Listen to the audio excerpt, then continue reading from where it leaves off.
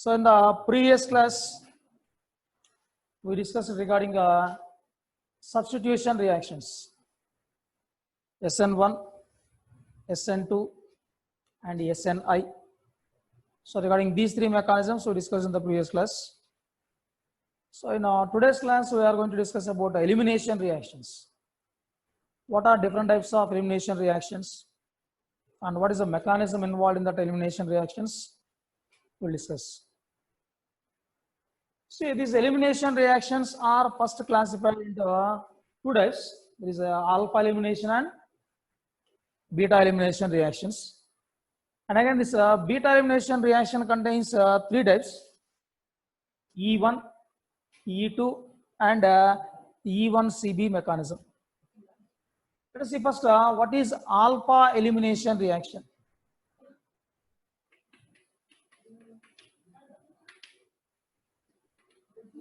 And these elimination reaction mechanisms not necessary for PUC, not there in our textbook. So based on this elimination, they are asking mainly questions in objective examinations. Let us see what are different types of elimination reactions. Alpha elimination reaction. That means here in this case, so both halogen as well as hydrogen are eliminated from the same carbon atom. Those are called alpha elimination reactions. Whereas in beta elimination reactions, hydrogen will be eliminated from the beta carbon atom. So they are called as beta elimination reactions. Halogen from alpha carbon and hydrogen from beta carbon get eliminated, and we can get alkene as the product. That's why they are called as beta elimination reactions. Let us see first what is alpha elimination reactions. Say CHCl3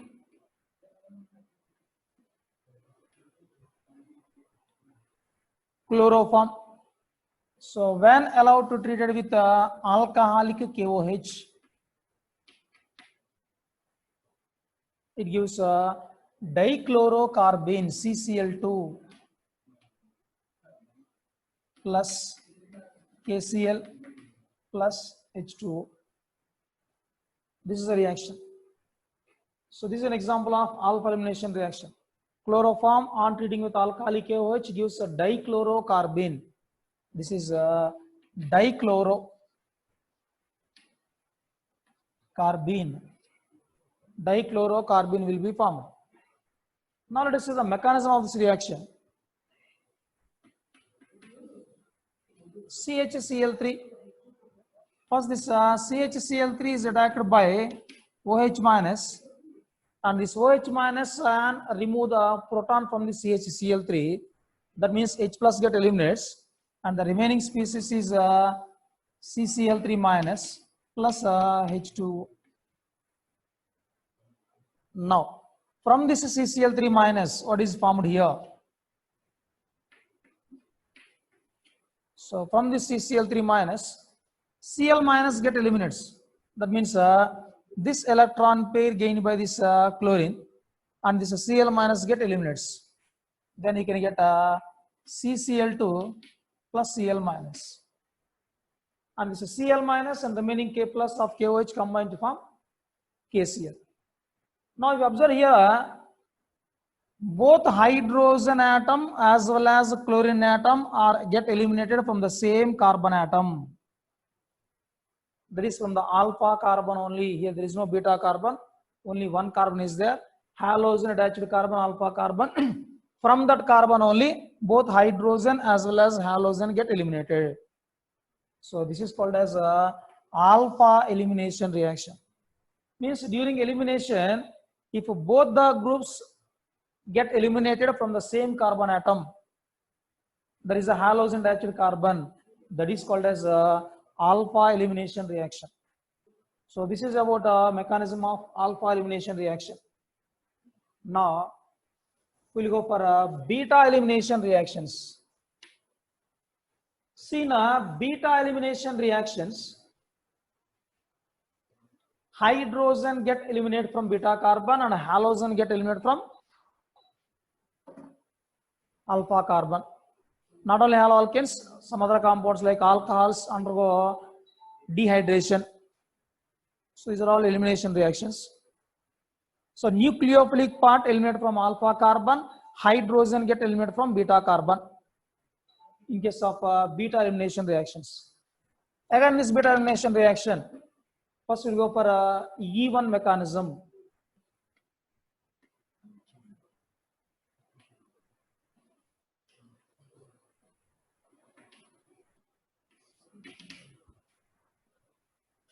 E1 mechanism. Let us take an example here. See, CH3, CH3, CH3Cl. This is nothing but a tertiary butyl chloride. So this tertiary butyl chloride, when allowed to react with alcoholic KOH. See, alcoholic KOH is used as a dehydrohalogenating agent. So in this tertiary butyl chloride is allowed to react with alcoholic KOH, then we can get alkene as the product.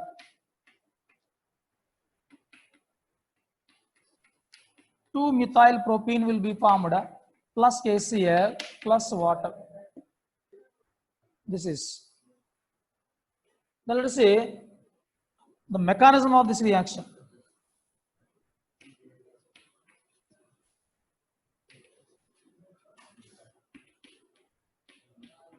So what is the mechanism of this reaction? This is the mechanism almost similar to SN1 mechanism. This reaction also takes place in two steps.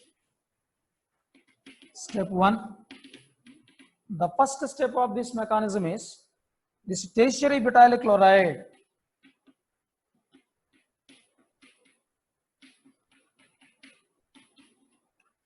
undergo ionization, and this is the slow step here, which is nothing but rate determining step. Undergo ionization to give a tertiary butyl carbocation.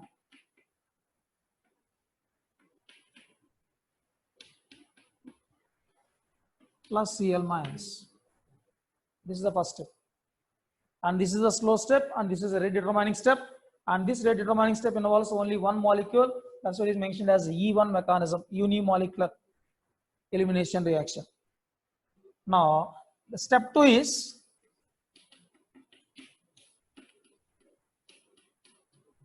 the second step is what the carbocation formed here.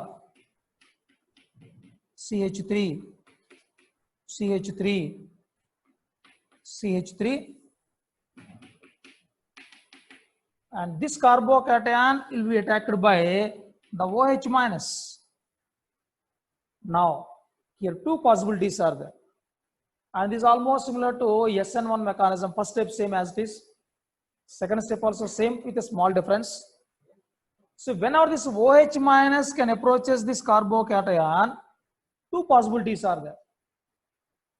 This OH minus can donate lone pair of electrons to this carbocation. Then OH minus is bonded here. Then we can get a substitution product. That is SN1 mechanism.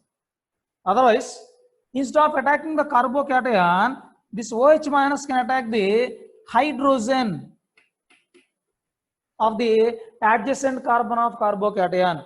That means here OH minus attacks this hydrogen. So whenever OH minus attacks this hydrogen, then what will happen is this H plus will get separated and combines with OH minus, and this electron pair will be displaced here. Then what is the product formed here? CH3, C, CH3, double bond, CH2. So after formation of carbocation, there exists a competition between substitution versus elimination. Maybe substitution or elimination, both possibilities are there. If OH minus attacks this carbocation, then we can get a substituted product. If OH minus attacks hydrogen of the adjacent carbon atom, that is beta carbon atom, then we can get elimination product. So after formation of carbocation, if OH minus attacks the alpha carbon, substitution product will be formed. If the OH minus attacks the hydrogen of the beta carbon, then elimination product will be formed. Then when substitution possible, when elimination possible in this case. See, if OH minus can act as a strong nucleophile, so it acts as a nucleophile rather than a strong base, then this donates electron pair here. If OH minus acts as a strong base rather than a strong nucleophile, then it eliminates proton. So that depends upon the medium. If you are using a polar protic solvent, in polar protic solvents, OH minus behaves as a nucleophile. It attacks here. In polar aprotic solvents, this OH minus or RO minus like this, these can act as strong bases. So in polar aprotic solvents like or in alcoholic solutions, OH minus acts as a strong base, and this OH minus attacks this beta carbon, and it can abstract a proton from the beta carbon, and we can get alkene as the product. So here the elimination takes place according to Sedgwick rule. What is Sedgwick rule? During dehydrohallucination, more substituted alkene is formed as the major product. So this here in E1 mechanism, dehydrohallucination takes place according to Sedgwick rule. Sedgwick product is formed here. So this is regarding E1 mechanism. Okay, right. Then what are the characteristics of this E1 mechanism? So this reaction follows first order kinetics because in the slow step, this is the fast step, second step is fast, and first step is slow step. Since first step is the slow step, it involves only one molecule, it follows first order kinetics. It is a unimolecular reaction. There is a reaction, rate determining step involves only one molecule. Unimolecular reaction follows first order kinetics, and this elimination takes place through the formation of a carbocation as intermediate. Carbocation is formed as the reaction intermediate. And what is the order of reactivity of this E1 mechanism? See here, the order of reactivity for these reactions is tertiary greater than, secondary greater than, primary greater than methyl halide. So just similar to SN1 mechanism. So the main difference is in SN1 mechanism we are using polar protic solvents. Here we are using aprotic solvents, polar aprotic solvents. Then E1 mechanism is favorable. So this is regarding characteristics of E1 mechanism. See once. It follows first order kinetics. It is a unimolecular reaction. The reaction takes place by the formation of carbocation, and the order of reactivity in case of elimination E1 mechanism is tertiary greater than, secondary greater than, primary greater than methyl halide. Right. So this is regarding characteristics of E1 mechanism. Now come to E2 mechanism.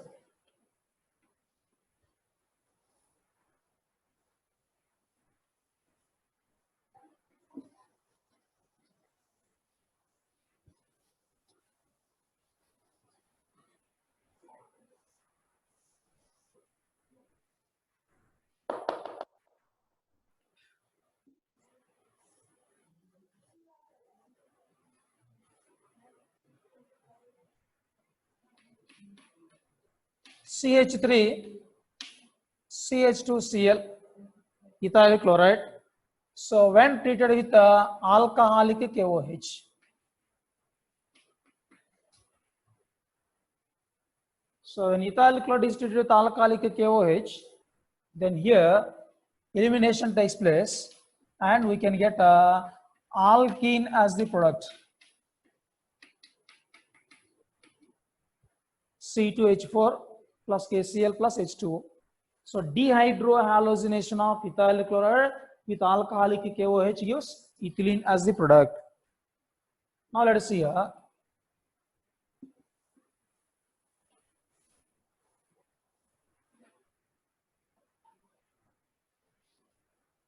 Let us see the mechanism of this reaction.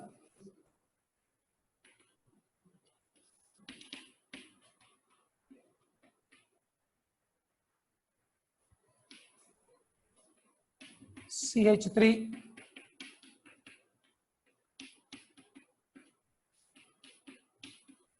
CH3, CH2, Cl.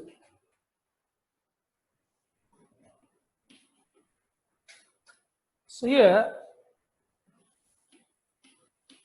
in the presence of alcoholic KOH. So in this case, the OH minus attacks the hydrogen atom of beta carbon first. This is alpha carbon and this is beta carbon. The OH minus attack on the beta hydrogen atom. So whenever here the OH minus attacks the beta hydrogen like this here, then first we can get a transition state. So in this transition state, the bond between carbon and this hydrogen breaks partially, and a partial bond is formed here between OH minus and H, and then C, H, H, Cl.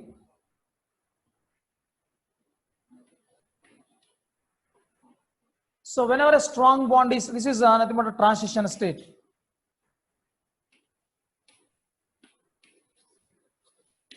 This is transition state. Then, so whenever a strong bond is formed between oxygen and hydrogen, this CH electron pair is displaced here. Whenever this CH electron pair is displaced here, CCl electron pair is gained by chlorine and Cl minus gets separates. Then the product what is formed here is HC2 double bond CH2 plus water plus Cl minus. That Cl minus combines with K plus and forms KCl. So this is almost similar to SN2 mechanism, but there substitution takes place, here elimination takes place. See once. What's the base OH minus attacks the hydrogen atom of beta carbon atom and donates its electron pair partially to hydrogen. Whenever it donates by electrons to partially to hydrogen, the electron means the bond between hydrogen and this carbon breaks partially. So then we can get a transition state.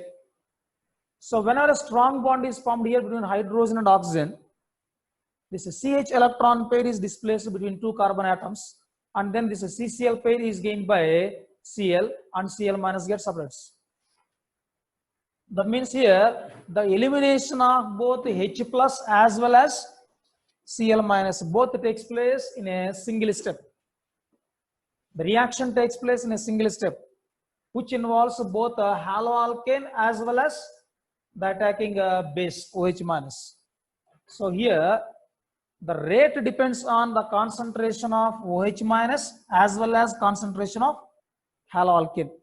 The rate of reaction depends on both these two concentration, which and then forms transition state.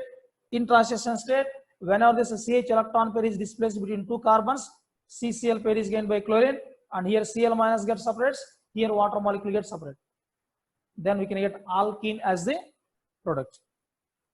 Okay, and here the elimination of these haloalkanes by SN2 mechanism can take place by two methods. Two ways. One is Saitjev rule, Saitjev elimination, and one more is a Hoffman elimination. So here the product is formed by Saitjev elimination as well as Hoffman elimination.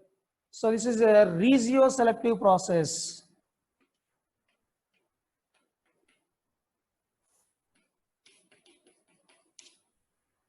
The product formation takes place by regioselectivity. What is meant by regioselectivity?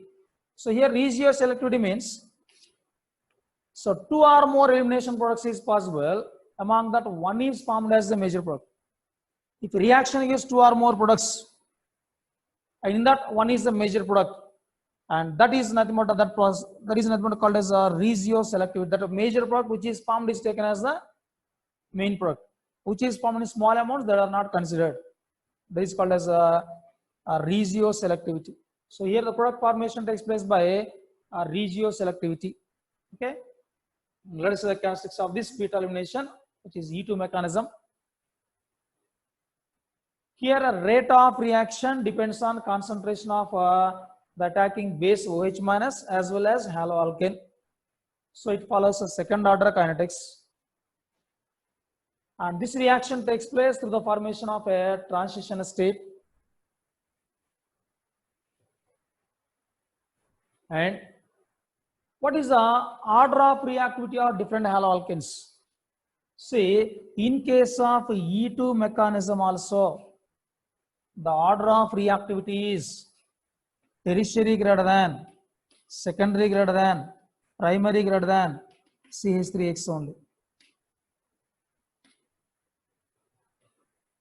So in case of order of reactivity for elimination reaction for both E1 as well as E2, it follows the same order: tertiary greater than, secondary greater than, primary greater than methyl halide. Then under what conditions E1 takes place, under what conditions E2 takes place, further we'll discuss. So this is regarding E2 mechanism. Okay, then what is the E1CB mechanism? Elimination conjugate base mechanism. See, this is almost similar to E1 mechanism with a small change. So E1CB mechanism.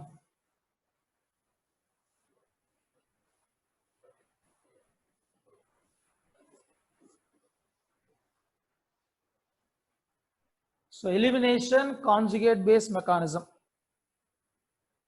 See, in E1 mechanism, what we discussed here first, the nucleophilic part get eliminates, and then H plus will be removed by the attacking base. Means first carbocation is formed, and then from carbocation proton is removed in case of E1 mechanism. But here the opposite process takes place. First proton will be removed from the given molecule and gives a conjugate base of the reactant. From the conjugate base, the nucleophilic part get eliminates. That's what is called as E1CB mechanism. What type of compounds can give a E1CB mechanism? See, the compounds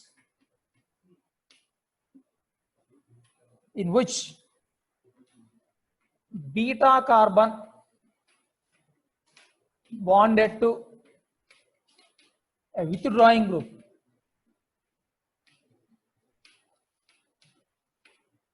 So in a molecule, if the beta carbon is bonded with a withdrawing group, then it prefers a E1CB mechanism. Let us take an example here now.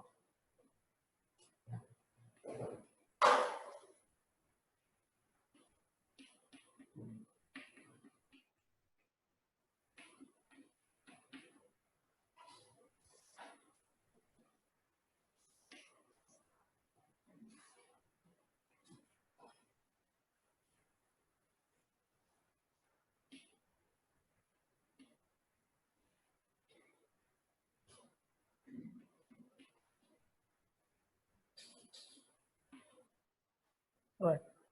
So this is an example. Now I'm just going to dehydrohalogenate this haloalkane. Right. So 1 nitro, 2 chloropropane. So when this is allowed to react with alcoholic KOH,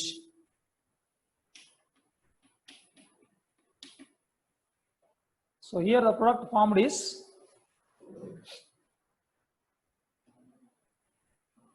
let's see the mechanism first directly.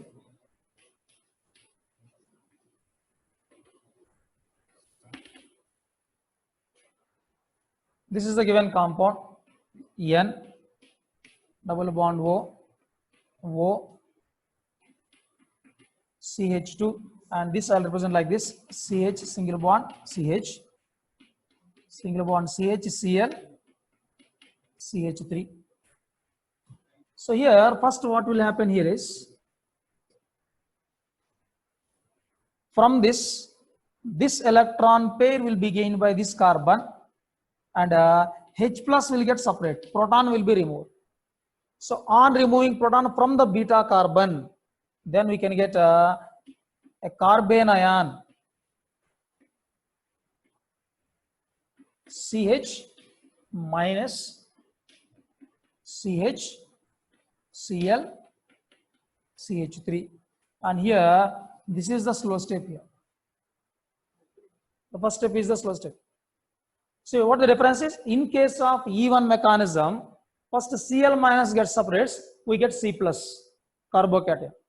In this case, first proton will be removed and then you can get a carbene ion. That means from a given species, if you remove a proton, the remaining species is called conjugate base. So this is the conjugate base of the given species, because this is obtained by the loss of proton from the given molecule. So now this acts as an acid and this is a base. An acid has conjugate base. So first a conjugate base is formed. Now this conjugate base, so this process takes place in the presence of OH minus. So first OH minus approaches here, and this OH minus removes proton here now. Then we can get a conjugate base. Next, in the next step, see now this conjugate base is stabilized through resonance effect. This lone pair will be displaced to here, and this pi electrons will be gained by this oxygen. So now this is this can be stabilized through resonance effect. So in a molecule, if the beta carbon contains a withdrawing group, then first a conjugate base is formed. That conjugate base is stabilized through resonance effect, and then from this conjugate base, the nucleophilic part get eliminates. Then how this elimination takes place? Now see here, this electron pair is displaced to here, and then this Cl minus, this chlorine gains this electron pair, and Cl minus get eliminates. That means with loss of Cl minus, then we can get NO2 single bond CH double bond CH single bond CH3. So if you observe here, this is the alpha carbon, this is beta carbon, this is also beta carbon. So elimination of hydrogen is also possible here. Suppose if you eliminate hydrogen from this carbon, then what you can get here? CH2 minus we can get here. That means we are getting primary carbene ion. Let us see what that also I'll show here. Suppose here NO2 is there, CH2, CHCl, CH2 minus. If you remove proton from this carbon, then what we got here? Primary carbene ion. But this primary carbene ion is not more stable. Even this is not stabilized through resonance effect also. So elimination of hydrogen takes place in two ways, because two different types of beta carbons are here. So proton may be eliminated here, or proton may be eliminated here. If you eliminate proton here, this is the carbene ion, this is conjugate base. If you eliminate proton here, this is the conjugate base. Now, if you compare this and this conjugate base, this is a secondary carbene ion, but the secondary carbene ion can be stabilized through resonance effect of this NO2 group. This is primary carbene ion. As per known, this should be more stable than this, but due to resonance effect, this is more stable than compared to this. So this will not give the product, major product. So now this will loses plus Cl minus readily. This lone pair displaced to here. This electron pair is gained by chlorine, and Cl minus gets separates. Then we can get alkene as the product. So like this, the compounds in which beta carbon is bonded with an electron withdrawing group undergo elimination by E1CB mechanism. Let us say some other examples I'll show here.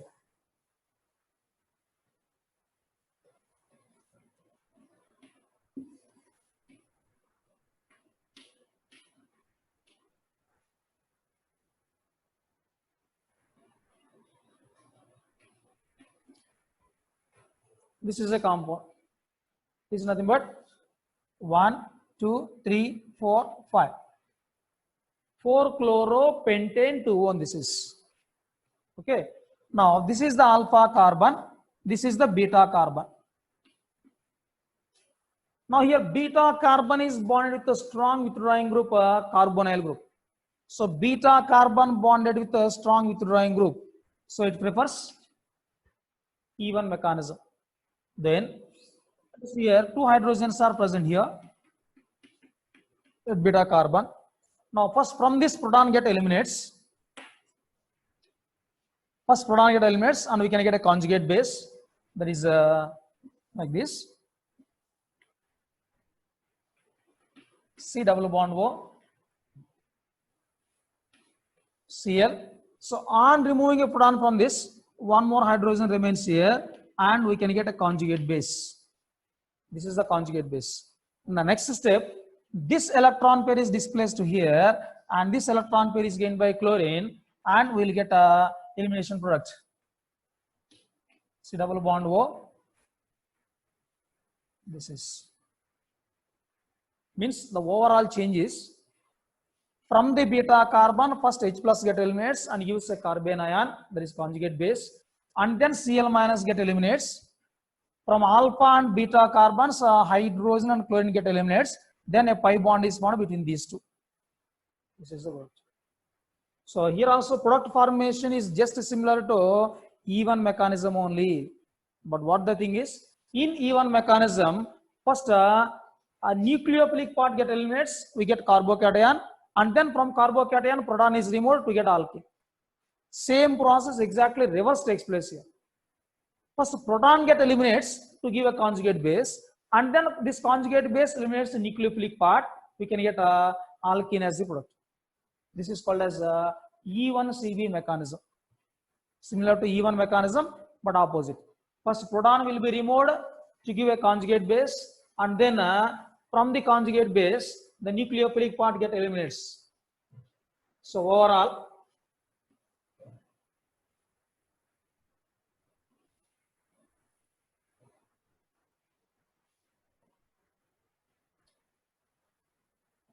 this is alpha carbon, this is beta carbon. Now if this beta carbon is bonded with a withdrawing group like a CN or CO or NO or NO2 or CHO or any other groups. If the beta carbon is bonded with a strong withdrawing group which can stabilize the conjugate base by resonance effect, in such cases elimination takes place by E1CB mechanism. This is regarding different types of mechanisms. Now let us see what is a Hofmann elimination. See, as I told you, elimination takes place according to Serge rule. There is a more substituted alkene is formed as the major product, but in some specific cases less substituted alkene will be formed as the major product. That is called as Hofmann elimination.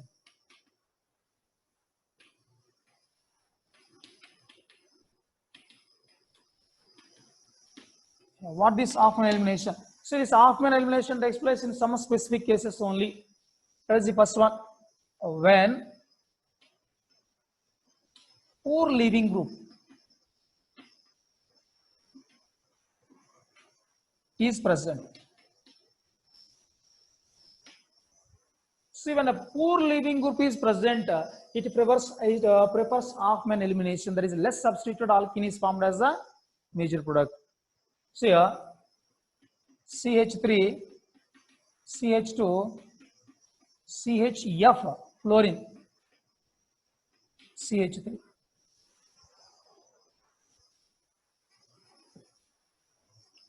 So if this is allowed to react with alkalic KOH, then two possibilities is there. This is alpha carbon, this is beta carbon, and this is also beta carbon. Now fluorine get elements from this alpha carbon. Now hydrogen may eliminate either from this beta carbon or this beta carbon. Two possibilities is there, but because of the poor leaving effect of this F, the elimination takes place from this beta carbon.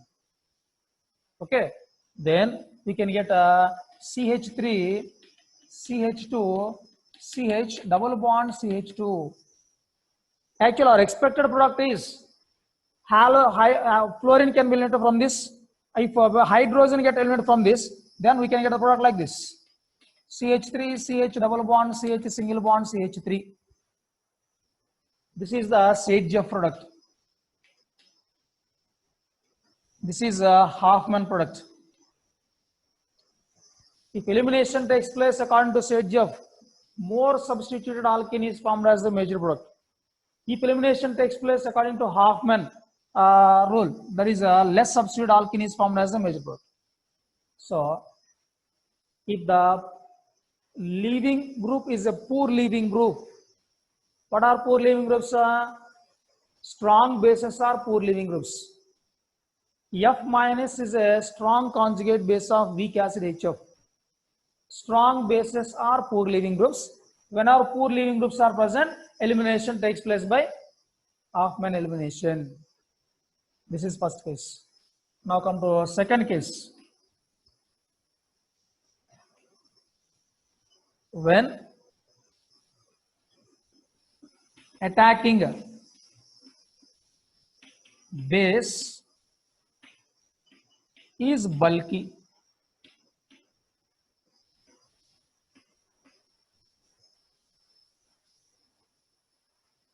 so when attacking base is bulky, so example tertiary butoxide.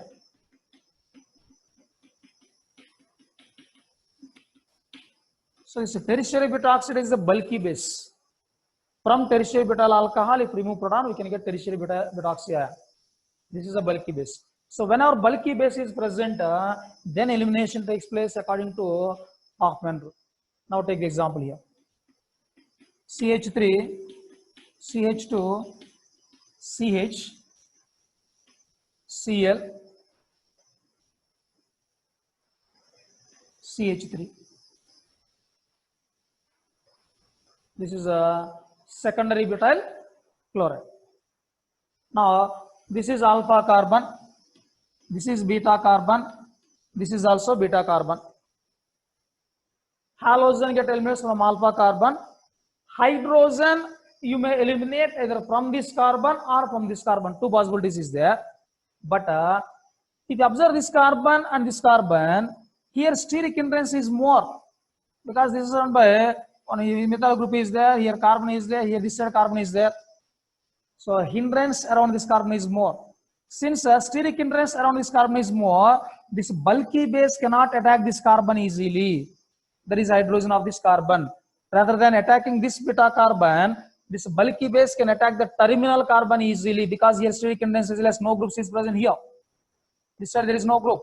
So now what will happen here is here CHHH.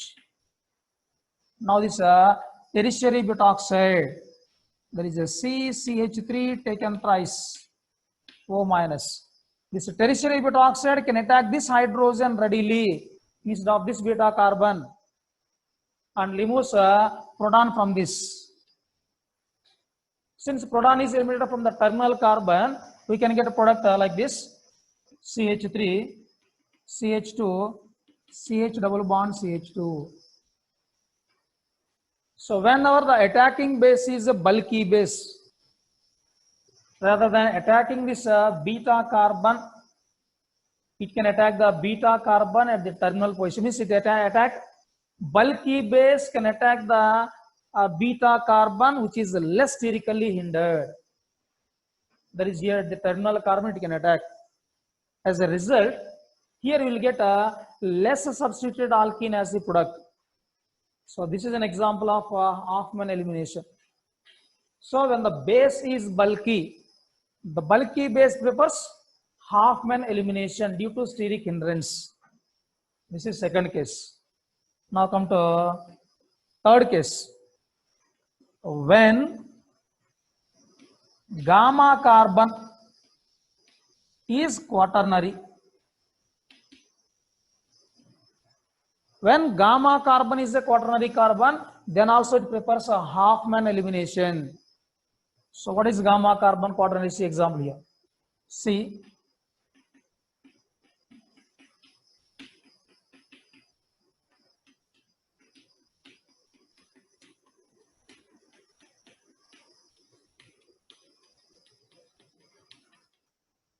alcoholic OH. This is alpha carbon, this is a beta carbon, and this is a gamma carbon. Now, this gamma carbon is a quaternary carbon. Now we'll eliminate a halogen from alpha carbon, beta hydrogen. You may eliminate either at this carbon or at this carbon. Two possibilities is there. But the OH minus cannot attack this carbon easily. That means the hydrogen of this carbon easily, because the adjacent carbon, gamma carbon, is a bulky group. Since here steric hindrance is more, the nucleophile, that is the base, cannot attack this carbon easily. Rather than attacking this carbon, actually as per Saitjev rule, hydrogen should be eliminated from this. But due to steric hindrance of this gamma carbon, which is quaternary, rather than attacking this beta carbon, it can attack the beta carbon of the terminal position. So this OH minus removes proton from this carbon, not from this carbon readily. As a result, we can get the product like this: C, CH3, CH3, CH3, CH2, CH, double bond CH2. This is the product formed here. So this is an example of Hoffman elimination. So here, in these three cases, when poor leaving group is present, or whenever the attacking base is bulky, or whenever a gamma carbon is a quaternary carbon, then instead of getting a more substituted alkene as per Saitjev rule, we can get less substituted alkene according to the Hoffman elimination. These are the three cases: poor leaving group, bulky base, gamma carbon is quaternary carbon. And one more case is there also Hoffman elimination takes place. So whenever the leaving group is a bulky leaving group, a bulky leaving group is present. Let us take an example here: CH3, CH2, CH, S, CH3, CH3 plus, CH3, OH, OH minus. This is. Now here, what is the leaving group? This is the leaving group. A bulky leaving group is there. So here OH minus gets separated. This is the ion. From this, we are going to eliminate a molecule to get alkene. So this is nothing but thermal elimination. So on heating. So whenever bulky leaving groups are present, the elimination takes place by a thermal decomposition process. So on strong heating, what will happen here is,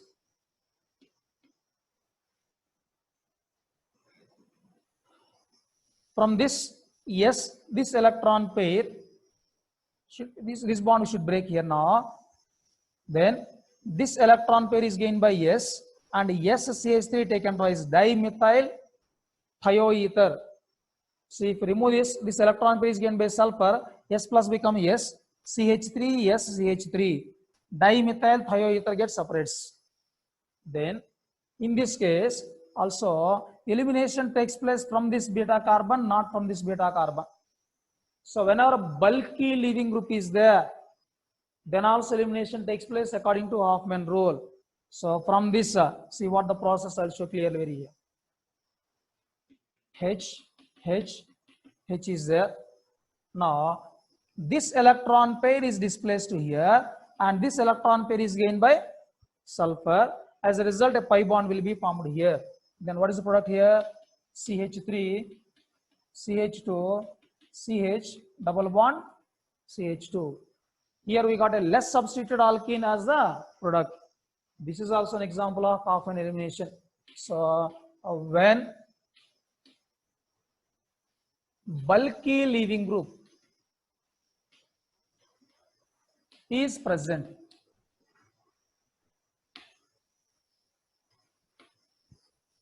so whenever a bulky leaving group is present, then also it prefers Hoffman elimination. So in 4 cases, Hoffman elimination takes place. Whenever the leaving group is a poor leaving group, whenever the attacking base is a bulky base, so if a gamma carbon is a quaternary carbon, and if the leaving group is a bulky group. Other than this, the leaving group we can also take like this one: trimethylamine, This is also a bulky leaving group N. Like this, either this or this, like this bulky group, bulky leaving groups are there. Then also it prefers Hoffman elimination. Other than these cases, if you take any other cases, elimination takes place according to Sergev rule, and we can get a major product, which is nothing but a more substituted alkene. More substituted alkene is formed as the major product. Now let us see how to predict whether a given compound can undergo either SN1 or SN2 or E1 or E2 mechanism. Let us see now. See, generally, this elimination reactions are more favorable at high temperature conditions. Why? Because if you observe here now, C, X, H, this is a molecule, and from this we are getting the molecule like this. This is the product. What the bond rearrangement takes place here? This electron pair is shifted to here, and this electron pair is gained by X. That means here we are breaking two sigma bonds. We are breaking two sigma bonds through the formation of a pi bond. Two sigma bonds are broken and one pi bond is formed. To break the two sigma bonds, more energy is required than the energy released during formation of a pi bond. That means elimination reactions are always endothermic in nature. So this is an endothermic process. That's why elimination reactions are preferred at high temperature conditions, whereas substitution reactions takes place at low temperature conditions. Okay, so substitution at low temperature, elimination at high temperature are favorable, because in the elimination two sigma bonds are formed and one pi bond is formed. Energy required to break two sigma bonds is more than the energy released during formation of a pi bond. So this is always endothermic in nature. Now let us see.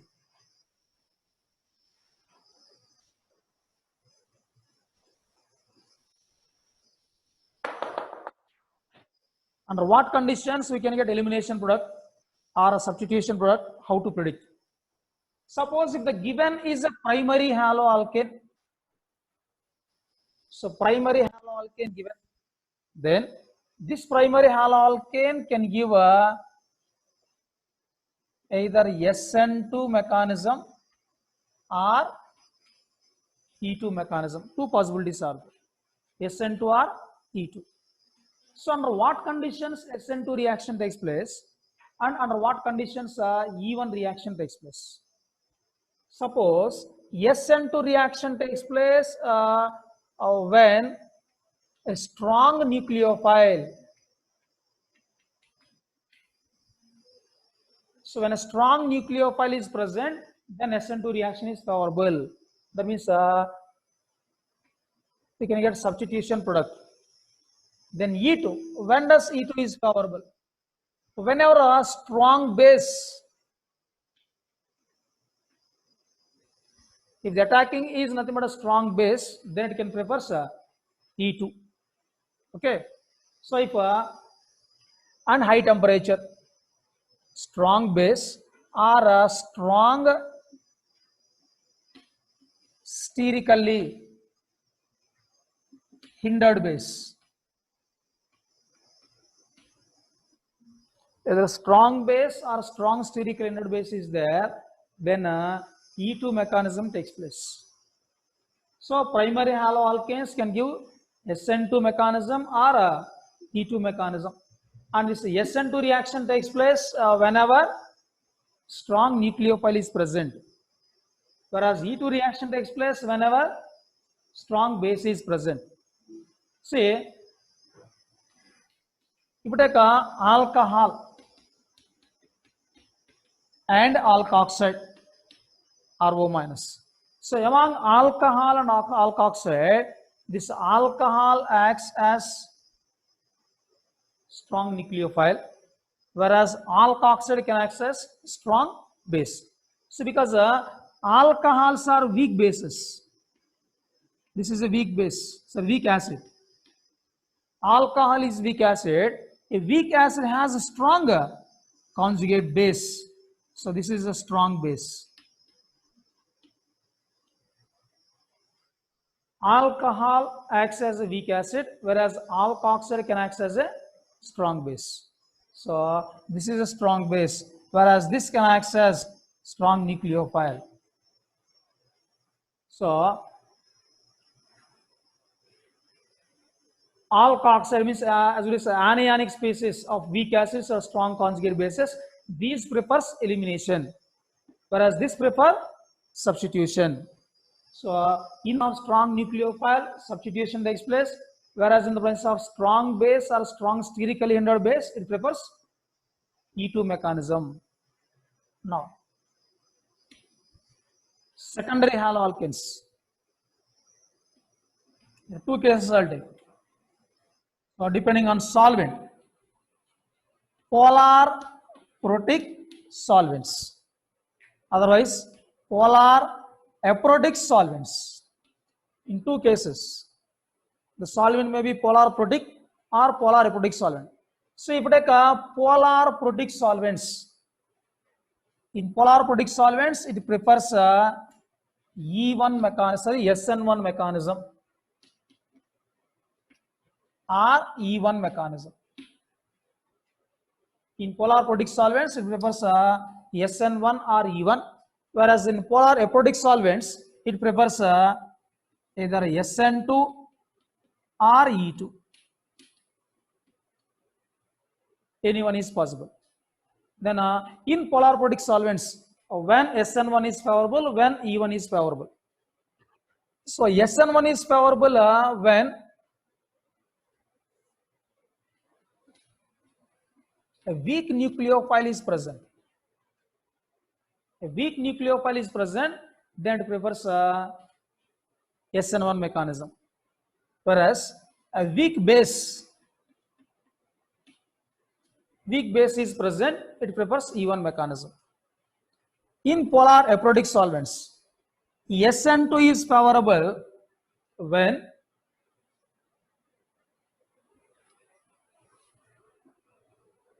strong nucleophile is present. When a strong nucleophile is present, it prefers SN2 mechanism. And E2 mechanism, when a strong base is present. When a strong base is present, it prefers E2 mechanism. So secondary haloalkanes can undergo SN1, SN2 as well as E1 and E2. So polar protic solvents favors SN1 or E1. Polar aprotic solvents favors SN2 or E2. And again, in SN1, E1 as well as SN2 and E2, elimination is preferred at high temperature, whereas substitution is preferred at low temperature. Here this takes place at high temperature conditions and this takes place at low temperature conditions.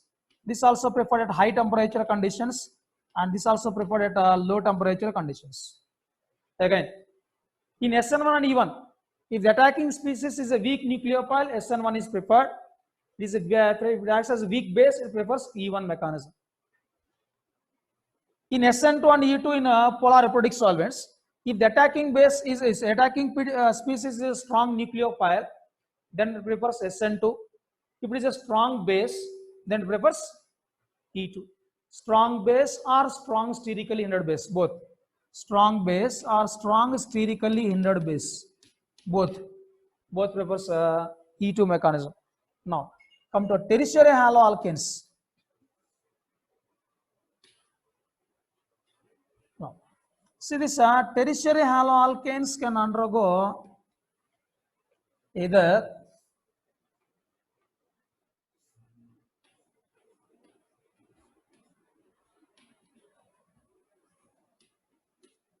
SN1 or E1, otherwise E2. Two possibilities are there. So tertiary haloalkanes are in polar protic solvents. In polar protic solvents, tertiary haloalkanes undergo either SN1 or E1, whereas in polar aprotic solvents at high temperature, in polar aprotic solvents at high temperature, it prefers E2 mechanism. Now, so when does SN1 mechanism takes place? So in polar protic solvents, if a weak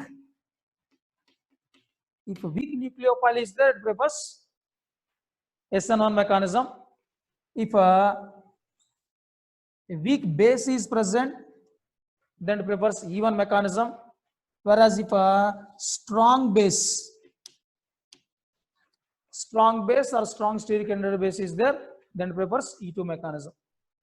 Like this, whenever a reactant is given, and depending on the conditions, that is depending on the solvent, either it is polar protic or polar aprotic, otherwise it is whether it is alcoholic.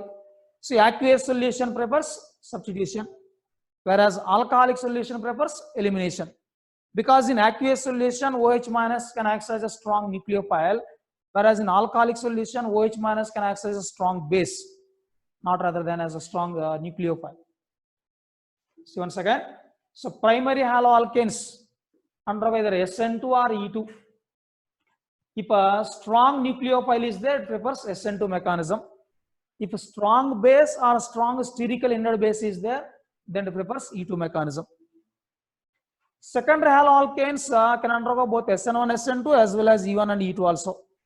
In polar protic solvents, they prefer SN1 and E1, whereas in polar aprotic solvents, they prefer SN2 and E2.